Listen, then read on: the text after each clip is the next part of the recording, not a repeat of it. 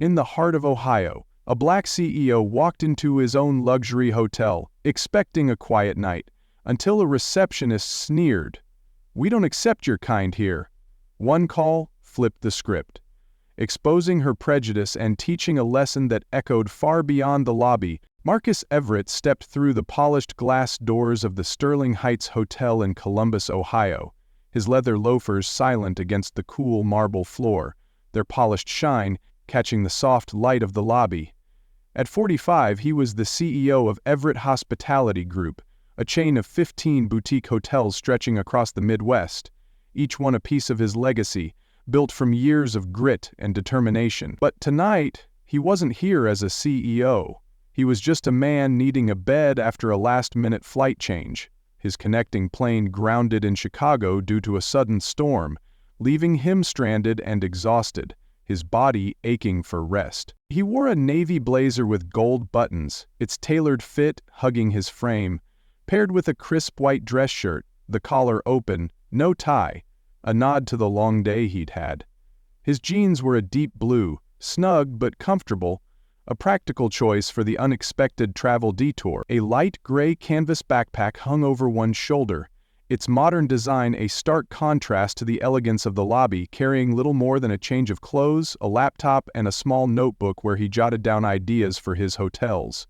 No entourage, no flashy watch, just a quiet confidence that didn't demand attention, the kind of presence that came from knowing exactly who he was, even if others didn't. A confidence he'd had to build, brick by brick, in a world that often refused to see him. The lobby of the Sterling Heights glowed under a crystal chandelier, its prisms casting soft rainbows across the gold-trimmed walls, a detail Marcus had chosen himself to make the space feel alive, like a warm embrace for every guest who walked through those doors. A detail he'd fought for when the architect had pushed for something more modern, more sterile. The air smelled faintly of lavender, a signature touch he'd insisted on when he'd opened this hotel 5 years ago, a scent meant to calm, to welcome, to make people feel at home, a scent that reminded him of his mother's garden, where he'd sit as a boy, dreaming of a future where he could create spaces like this. He'd built this place as a haven, a sanctuary where luxury met warmth, where every detail, the plush velvet chairs near the fireplace, the sleek marble counter at the front desk, the soft jazz playing through hidden speakers, was a reflection of his vision, a vision born from his own childhood dreams of a world where everyone could feel they belonged, a world his father had never known in his years of cleaning hotel floors. But as he approached the front desk, he felt a familiar chill, the kind that came from eyes that judged before they saw, eyes that had followed him since he was a boy, eyes that had always looked for reasons to doubt him, to dismiss him, to make him feel like he didn't belong, no matter how far he'd come. Behind the desk, a receptionist in her late 20s, her name tag reading Lydia Harper, stood with her hands on her hips, her posture stiff and unwelcoming. She wore a fitted black vest over a long-sleeved white dress shirt, the uniform of the Sterling Heights staff, crisp and professional, a stark contrast to the casual elegance of Marcus's attire. Her dark hair was pulled back into a high ponytail, not a strand out of place, a look that screamed efficiency but lacked warmth, and her manicured nails glinted under the soft glow of the desk lamp, their bright red polish catching the light as she flipped through a glossy magazine, her focus on the pages rather than the guest in front of her. She glanced up, her hazel eyes narrowing as they scanned Marcus from head to toe, taking in his navy blazer, his open-collared shirt, his jeans, his light gray backpack, and her lips curled into a tight, dismissive smile, the kind that didn't reach her eyes, the kind reserved for someone she'd already decided didn't belong in a place like this, a smile that felt like a judgment, a rejection, before he'd even opened his mouth. "Can I help you?" she asked, her tone sharp, clipped, the words carrying an edge that felt like a challenge, as if she were daring him to prove he had a right to be here, as if she'd already made up her mind that he didn't. Marcus adjusted his backpack, the strap digging into his shoulder, and offered a polite nod, his voice steady despite the unease creeping into his chest. A familiar unease he'd felt too many times before. "Checking in," should be under Everett Marcus. Lydia's fingers hovered over the keyboard, her nails tapping lightly against the keys, a faint, impatient rhythm that echoed in the quiet lobby, a rhythm that seemed to say she had better things to do than deal with him. She tilted her head, her smile turning cold, her eyes glinting with something that looked like amusement, as if she'd already made up her mind about him and found the whole situation faintly ridiculous. "I don't see a reservation under that name, and we're fully booked tonight.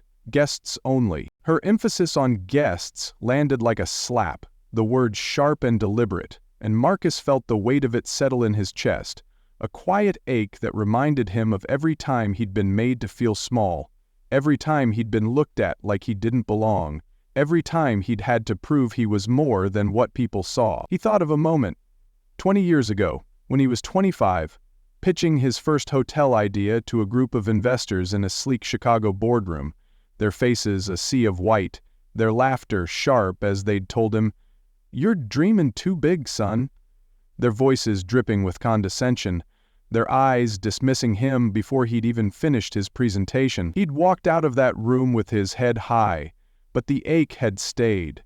The same ache he felt now, standing in his own hotel, facing the same kind of judgment, the same kind of disbelief, the same kind of assumption that he couldn't possibly be who he said he was. He took a slow breath, his hands steady as he adjusted the strap of his backpack, his voice calm despite the storm brewing inside him, a storm of hurt and anger that threatened to spill over but that he kept tightly controlled. Because he'd learned long ago that losing his temper wouldn't change their minds, it would only give them more reason to doubt him. "There's always a suite held for me. I'm the owner." The words came out evenly, but they carried a weight, a quiet power that Marcus had earned through years of struggle, years of proving himself in rooms where no one expected him to succeed, years of building an empire that stood as a testament to his resilience. Lydia blinked, her hazel eyes widening for a fraction of a second, a flicker of surprise crossing her face, before it hardened again, her lips parting as a sharp laugh escaped, the sound cutting through the quiet lobby like a blade, echoing off the gold-trimmed walls and drawing the attention of a few guests lingering near the entrance, their heads turning, their whispers starting, a low hum that made Marcus's skin prickle with a mix of shame and defiance. She rested a hand on her hip, her posture shifting into something almost theatrical, as if Marcus had just told her he was the mayor of the moon. Her skepticism, so palpable it felt like a physical force in the room. A force that pressed down on him, making the air feel heavier, harder to breathe. "The owner?" "Right. I'm going to need to call the manager." Her voice was loud, deliberate, carrying across the lobby, and Marcus caught the flicker of movement in the corner of his eye, a couple in tailored coats near the fireplace turning to stare, their whispers a low hum that made his skin prickle, their curiosity tinged with judgment, the same judgment he'd felt his whole life. A judgment that stung deeper than he'd ever admit out loud. Marcus nodded, his jaw tightening, the muscles in his face tensing as he fought to keep his composure, but inside, a blaze began to simmer, not just at the rejection, but at the assumption that he couldn't possibly be who he said he was, an assumption he'd faced too many times before, in boardrooms, in hotels, in every space where he'd had to prove his worth over and over again. He'd built this hotel with his own hands, fought for every loan, every permit, every inch of marble in this lobby, every detail that made it what it was, the lavender scent, the chandelier, the velvet chairs, all of it a testament to his vision, his hard work, his refusal to let the world define him.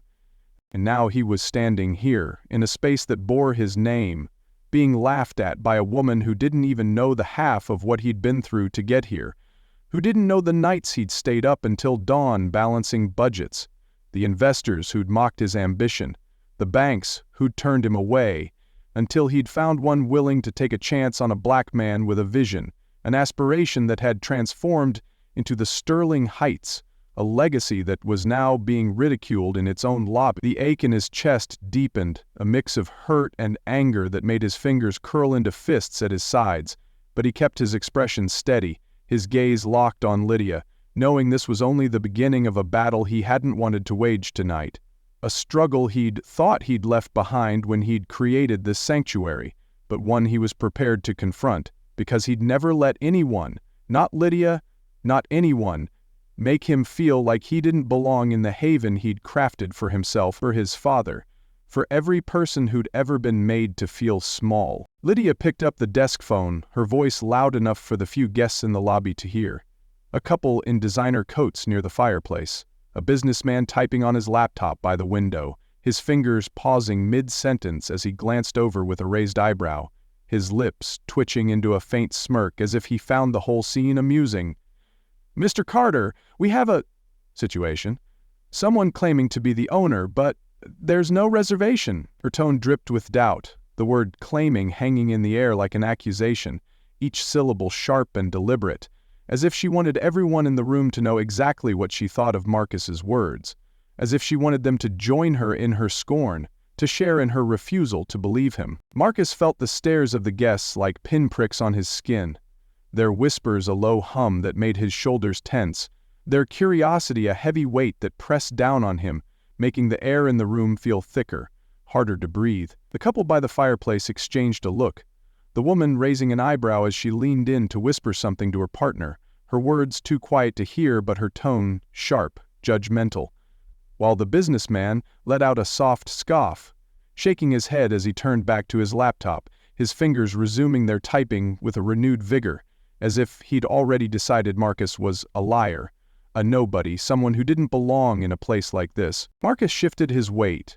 his fingers brushing against the edge of his light gray backpack, where his phone sat, a lifeline he hadn't planned to use tonight, its weight a quiet reminder of the power he held, a power he'd earned through years of struggle, a power he shouldn't have to use in a place that was his. He thought of his father, a man who'd spent 30 years as a janitor in hotels like this one, coming home with calloused hands and stories of guests who'd looked right through him, who'd called him boy even when he was in his 50s. Their voices sharp with a casual cruelty that had left scars Marcus could still see in the lines of his father's face.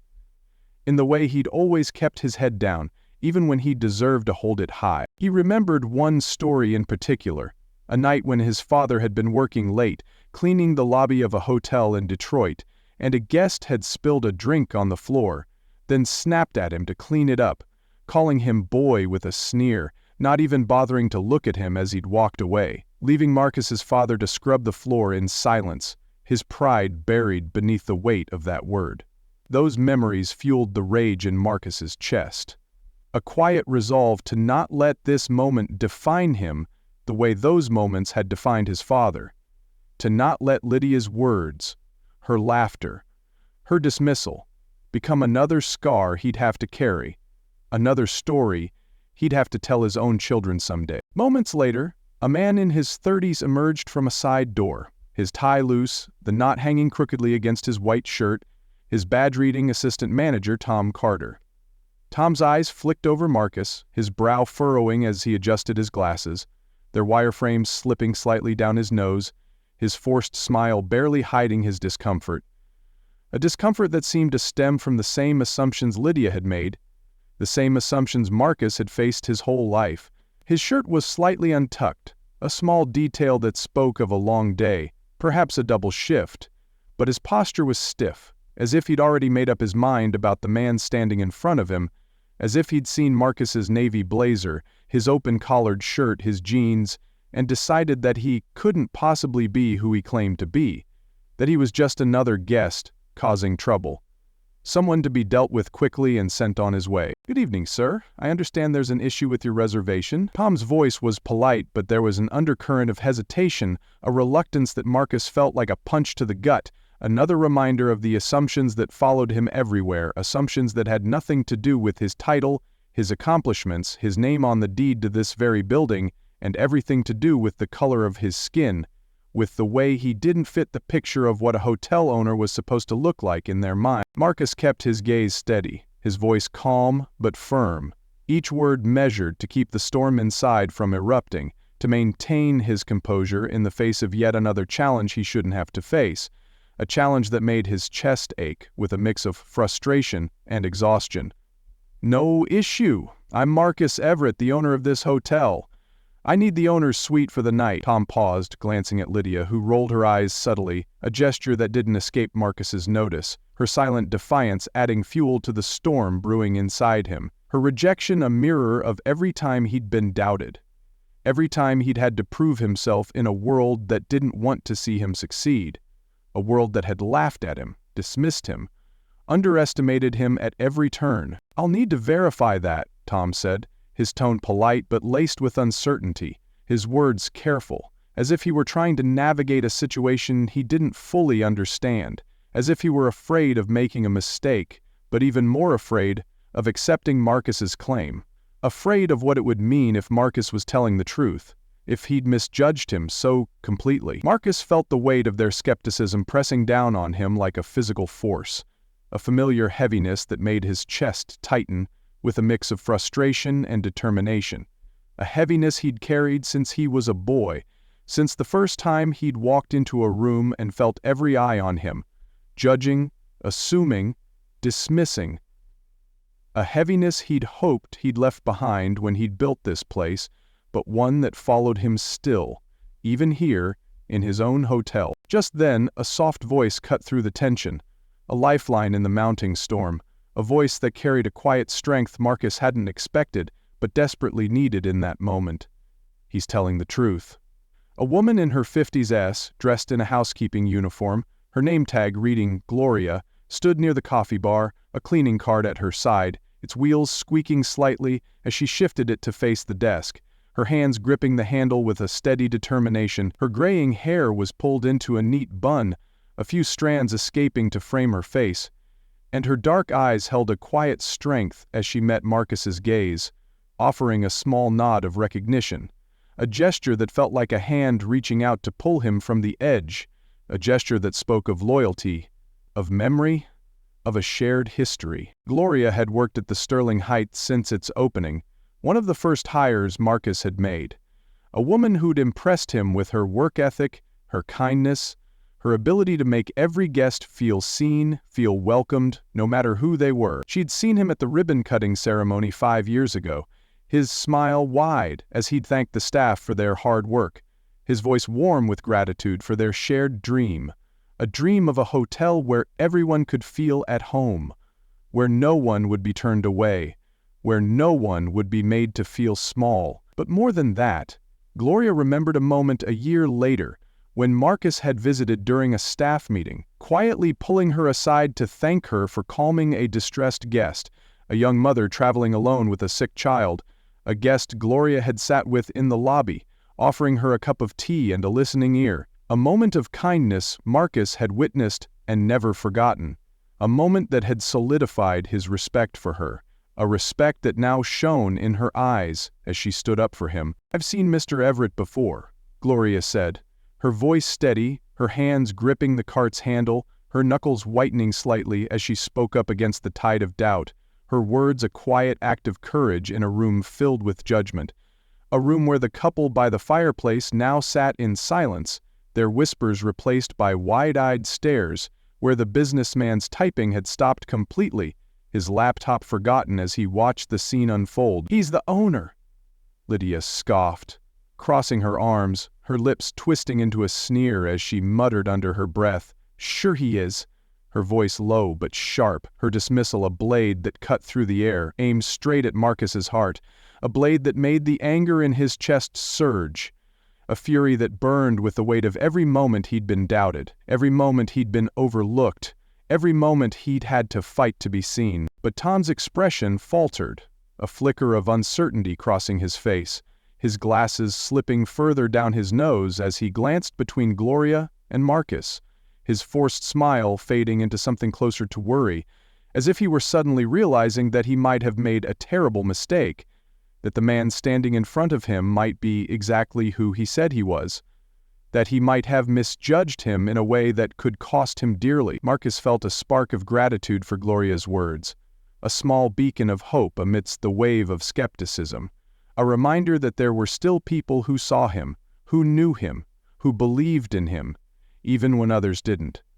A reminder that gave him the strength to stand a little taller, to hold his ground a little firmer. But the anger in his chest didn't fade. He knew this wasn't over, not by a long shot, and the sting of being questioned in his own hotel, a place he'd built with his own hands, a place he'd poured his heart into, only deepened his resolve to set things right, to prove that he belonged here, not just as a guest but as the man who'd made this place possible, the man whose name was etched into its very foundation, a name that no amount of doubt could erase. Tom turned to Lydia, his voice low but sharp, cutting through the charged atmosphere with a commanding edge. "Get me the owner's file from the system. Now." Lydia's fingers hesitated over the keyboard, her movements sluggish, her hazel eyes flickering toward Marcus with a blend of defiance and unease, as if she couldn't fathom the possibility that he might be speaking honestly, as if Gloria's words were a minor annoyance she could dismiss. Marcus stood motionless, his light gray backpack resting on the marble floor beside him, its straps loosely coiled like a dormant snake, a subtle reminder of the journey that had brought him here. His hands were clasped in front of him, the knuckles pale from the pressure, his composed exterior a shield against the storm swirling within, anger at the injustice, but also a profound sorrow that this was unfolding in a sanctuary he'd created to be a refuge, a space where no one should ever feel the sting of rejection he'd known too well. He thought of the countless nights he'd spent as a young man, poring over blueprints in a cramped apartment, his fingers stained with ink as he sketched his vision for hotels that would welcome everyone, a vision born from the exclusion he'd witnessed growing up, a vision that felt tainted now. Here, in the very place he'd built to embody it. The lobby fell into a hushed stillness, the guests' murmurs fading into a strained anticipation as they watched the drama unfold, their attention a heavy presence in the air, pressing down on Marcus like an uninvited spotlight. The couple by the fireplace sat rigid, the woman's hand tightening on her partner's arm, her expression a mix of curiosity and discomfort, while the businessman by the window had abandoned his laptop, his arms crossed as he leaned forward, his earlier amusement replaced by a furrowed brow, as if he were beginning to reconsider his initial assumptions. Lydia's screen emitted a faint glow, casting a blue sheen across her face, and her expression faltered, her lips parting in a quiet gasp as she absorbed the file's contents, her attempt to mask her shock betrayed by the quick rise and fall of her chest. It says, "Marcus Everett, CEO of Everett Hospitality Group, Owner's Suite on hold, 24/7 access," she murmured, her voice barely a whisper, yet the words landed with the impact of a thunderclap, echoing through the lobby and shattering the delicate unease that had held everyone in its grasp.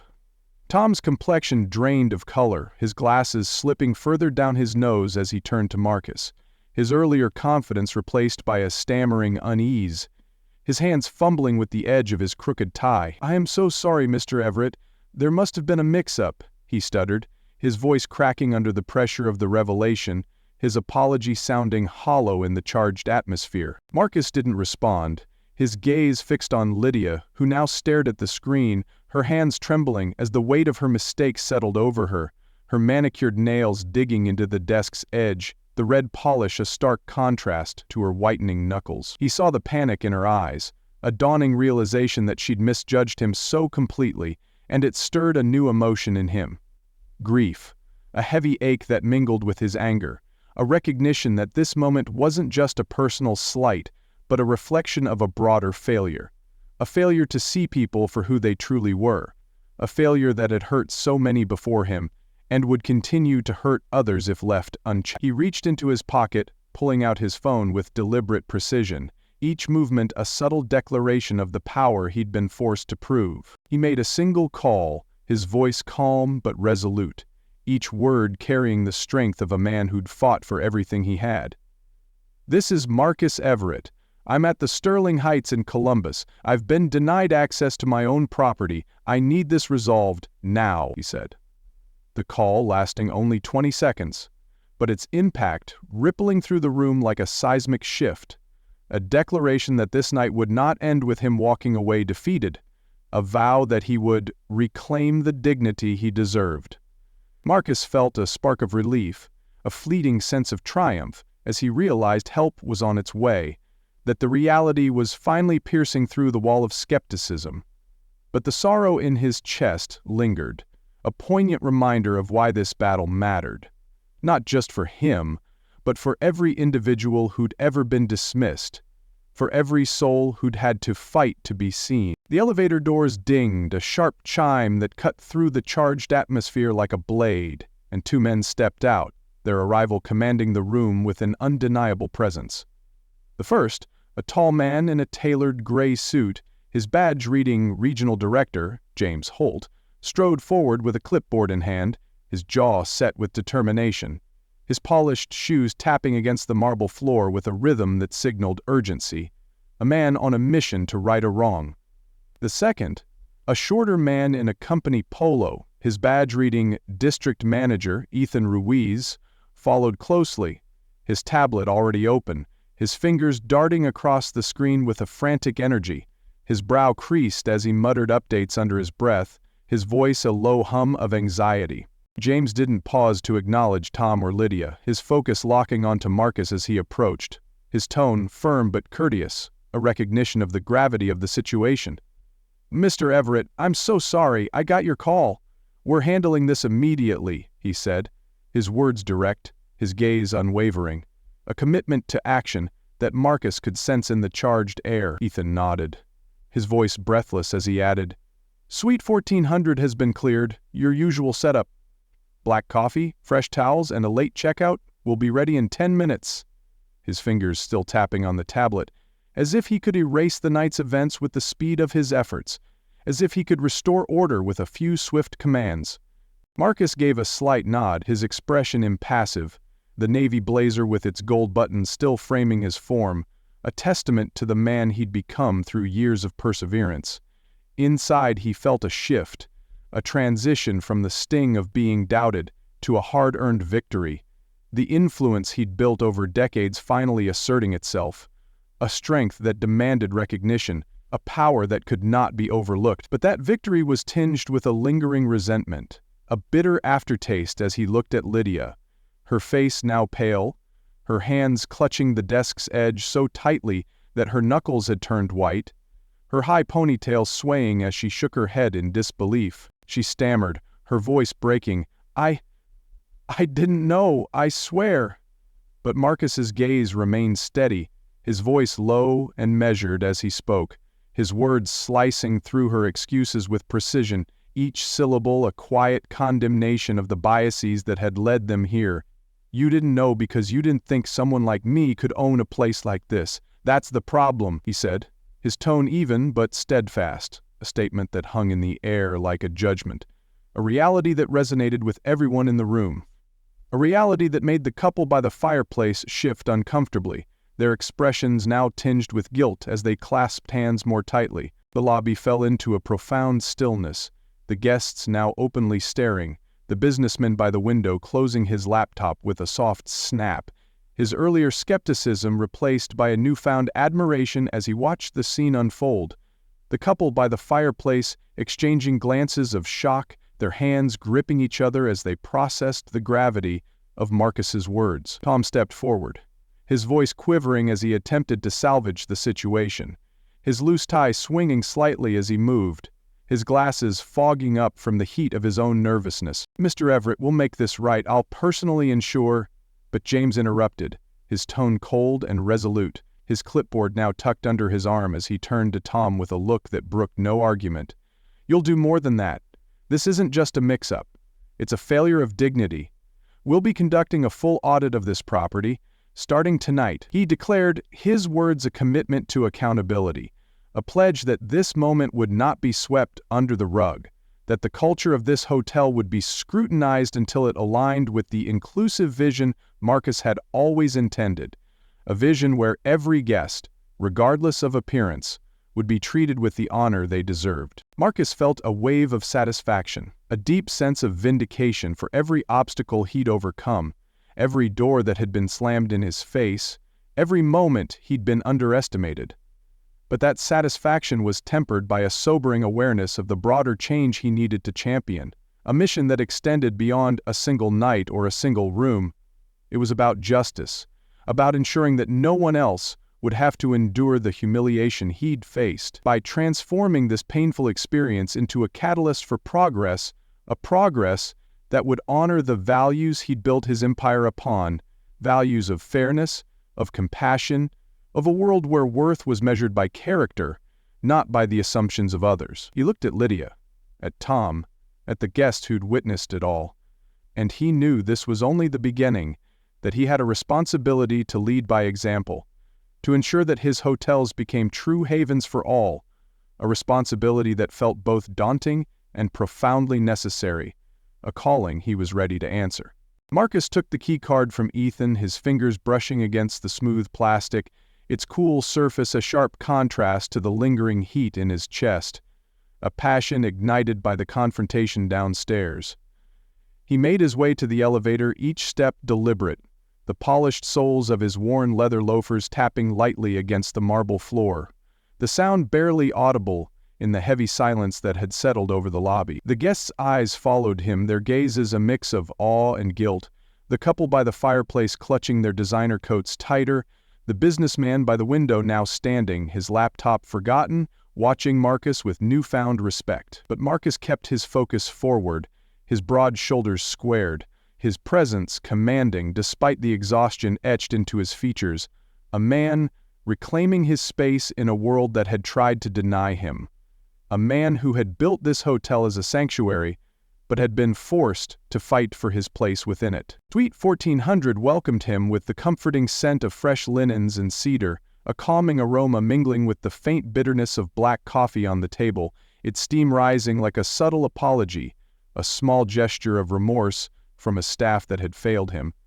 A handwritten note from the kitchen team sat beside it, the ink smudged at the edges. The words, "So sorry, Mr. Everett. We hope you can forgive us." Marcus paused, his fingers tracing the edge of the note, the paper rough against his skin, a reminder of the human cost of the night's events, of the staff caught in the crossfire of Lydia and Tom's prejudice. He set his backpack down, the canvas strap sliding from his shoulder with a faint thud, a symbol of the challenges he'd carried for years, challenges of doubt, of judgment, of a society that too often saw him as less than what he was. He sank into the plush armchair, the cushions enveloping him like a long overdue embrace, the city lights of Columbus twinkling through the floor-to-ceiling windows, their glow a mosaic of dreams he'd fought to achieve, dreams that had been tested in the lobby below, but had emerged stronger, more resolute. His shoulders relaxed, the strain of the night easing, but his mind stayed sharp, replaying the events, the sharpness of Lydia's rejection, the strain of Tom's disbelief, the courage of Gloria's voice cutting through the storm of doubt. He sensed a flicker of hope, a fragile warmth in his chest, the realization that this moment of humiliation could be transformed into something greater, a chance to set a new standard for every property he owned. He recalled the early days of Everett Hospitality Group, sleepless nights in a tiny office, walls covered in sticky notes and blueprints, his hands trembling with exhaustion and excitement as he sketched out a vision for hotels that would welcome everyone. That vision had been challenged tonight, but it hadn't been broken. It had been forged anew, tempered by this experience, ready to shine brighter than ever before, a beacon of inclusivity for his company.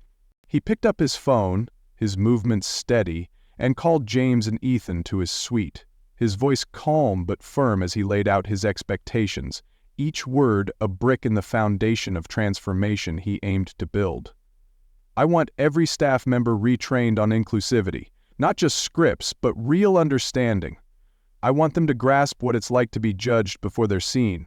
And I'll be doing random visits to all properties from now on, unannounced. If this happens again, heads will roll," he said, his tone leaving no room for negotiation, his dark eyes meeting theirs with an intensity that spoke of a man who'd been pushed too far.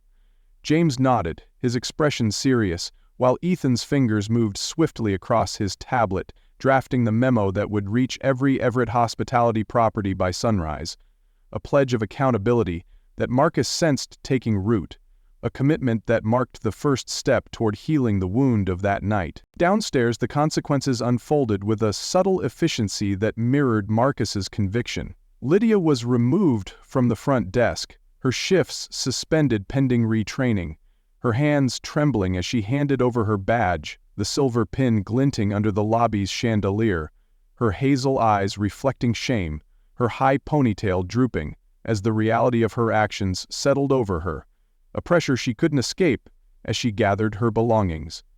Tom was placed on administrative leave, his role under review, his once assured demeanor replaced by a subdued shame as he left the hotel, his head bowed, his loose tie dangling, his glasses slipping down his nose as he avoided the gazes of the staff who now whispered among themselves, their voices low with shock and relief that justice had been served.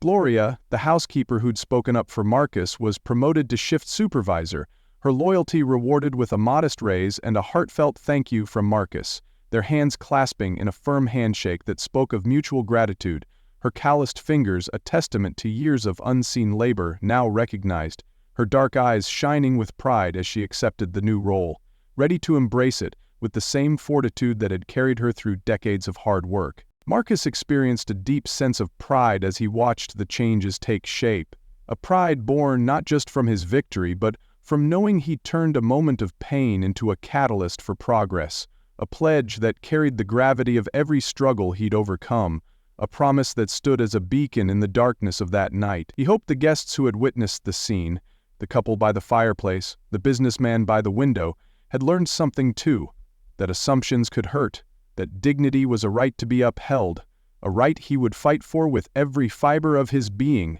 He leaned back in the armchair, his fingers brushing against the armrest, and for the first time that night, he allowed himself to breathe, the pressure lifting, replaced by a steadfast resolve to ensure this would never happen again. A spark reignited, a glow that would illuminate the path to a better future. In the weeks that followed, the Sterling Heights Hotel transformed, its staff retrained with a renewed focus on empathy, their greetings warmer, their expressions genuine as they welcomed every guest with the respect Marcus had always envisioned, an honor that had been tested but not broken, a respect that now shone like a guiding star. The lobby, once a battleground of tension, became a space of connection, with guests exchanging tales over coffee at the bar, their laughter mingling with the clink of porcelain cups. The aroma of roasted beans, a comforting contrast to the lavender scent that had once been the only warmth Marcus knew in that space. Children chased each other near the fireplace, their giggles echoing off the gold-trimmed walls, their small shoes leaving faint smudges on the marble floor, marks that the staff now cleaned with care rather than a sigh, a small but meaningful sign of the shift that had taken root, a shift rooted in kindness, in understanding, in the belief that every person deserved to be seen. A new sign at the entrance proudly declared, "Welcome to all," a Sterling Heights promise, its letters bold and unapologetic, etched in a deep gold that caught the glow of the setting sun, a testament to the evolution Marcus had fought for, a victory for every person who had ever walked through those doors unnoticed. Gloria thrived in her new role as shift supervisor, her steadfast resolve a beacon for the staff, her voice now heard in meetings where she advocated for fairness, her graying hair shimmering in the sunlight as she spoke, her words carrying the depth of years of experience, years of being overlooked, years of seeing the best and worst of humanity in the quiet moments of her work. She shared accounts of her own, of guests who had thanked her with a kind word, of children who had drawn pictures for her during their stays, their crayon drawings now pinned to a bulletin board in the staff room, a small gallery of kindness that reminded everyone of the impact they could have, an impact that Gloria now ensured was rooted in compassion. Marcus's heart swelled with gratitude during each visit, each trip a reminder of the power of standing up, of the ripple effect that one act of courage could have, evident in the way the staff moved with a newfound assurance, in the way guests lingered in the lobby, their faces relaxed, their voices warm, a stark contrast to the tension that had once dominated the air. Marcus often reflected on the values his father had instilled. principles forged in the shadows of a system that overlooked him, a system that had forced his father to work long hours for little recognition, a system that Marcus had vowed to reshape when he started Everett Hospitality Group, a vow that had been tested that night in the lobby but had emerged stronger. He sat in his office one evening, the Columbus skyline glowing in the distance, its colors a mosaic of dreams he'd built against all odds, each building a testament to the battles he'd fought. He penned a letter to his staff, its words simple but resonant, written in the steady hand of a man who had found his purpose. See every guest as a person, not a picture in your head. That's how we rise.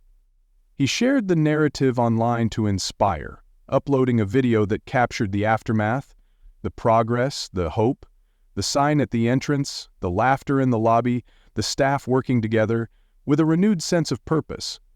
As he watched the comments pour in, accounts of others who'd been dismissed, doubted but never defeated, their words a chorus of perseverance, of strength, of shared pain and triumph, he recognized a profound connection, a shared understanding that progress began with courage, a bond that stretched beyond the walls of his hotels, touching lives he'd never meet, lives transformed by the simple act of sharing his experience, of showing that justice could prevail. He leaned back in his chair, his fingers tracing the edge of a framed photo on his desk, a faded image of his father in a janitor's uniform, his expression tired but proud, the lines on his face a map of a life spent working in the shadows, a life that had taught Marcus the value of perseverance, of integrity, of seeing the humanity in everyone. Marcus discovered a deep fulfillment, a quiet joy in knowing he'd honored those principles by building a heritage of compassion, an inheritance that would live on in every property he owned,